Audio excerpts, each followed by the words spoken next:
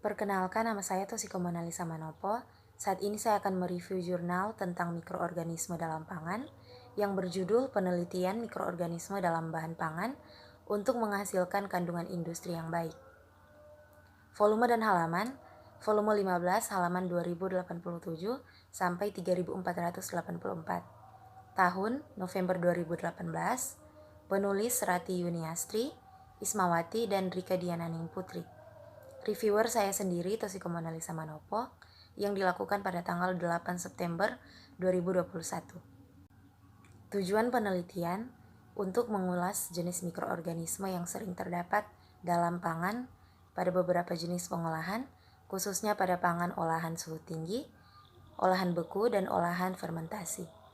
Hal ini menjadi sangat penting sebagai informasi yang dapat menambah pemahaman dan meningkatkan kesadaran tentang pentingnya proses pengolahan yang benar untuk menghasilkan produk pangan dengan kandungan nutrisi yang baik dan kandungan zat yang masih dapat diterima. Subjek penelitian, pengolahan mikroorganisme dalam pangan. Metode penelitian dilakukan secara deskriptif yang menggunakan metode review literatur atau penelusuran pustaka berupa textbook, paper dari jurnal ilmiah, dan proceedings, tesis, dan disertai majalah ilmiah dan laporan. Literatur dikumpulkan, kemudian dibuat rangkuman, selanjutnya dilakukan analisis dan sintesis secara mendalam terhadap paper yang ditinjau. Hasil penelitian, dua hal penting dalam pengolahan ini adalah keamanan pangan dan kualitas pangan yang dihasilkan.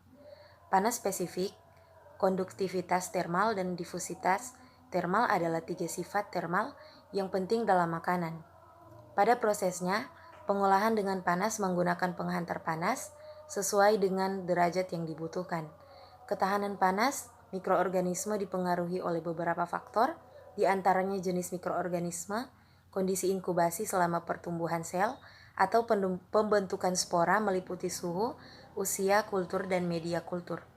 Serta kondisi selama perlakuan panas, misalnya pH bahan pangan, aktivitas air, komposisi bahan, media pertumbuhan, dan kondisi inkubasi yang digunakan.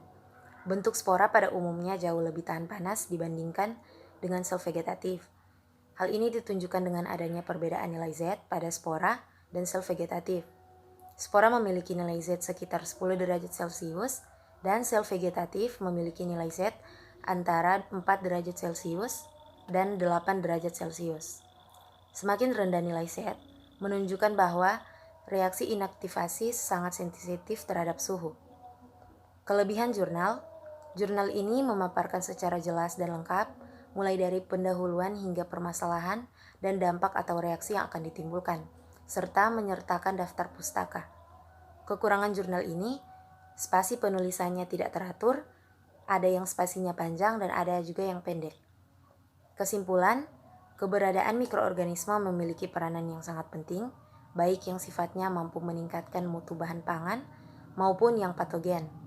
Prosedur cara pengolahan yang baik atau Good Manufacturing Practices GMP sesuai standar HACCP selama proses pengolahan pangan mampu mengurangi cemaran mikroorganisme patogen demi tercapainya keamanan pangan.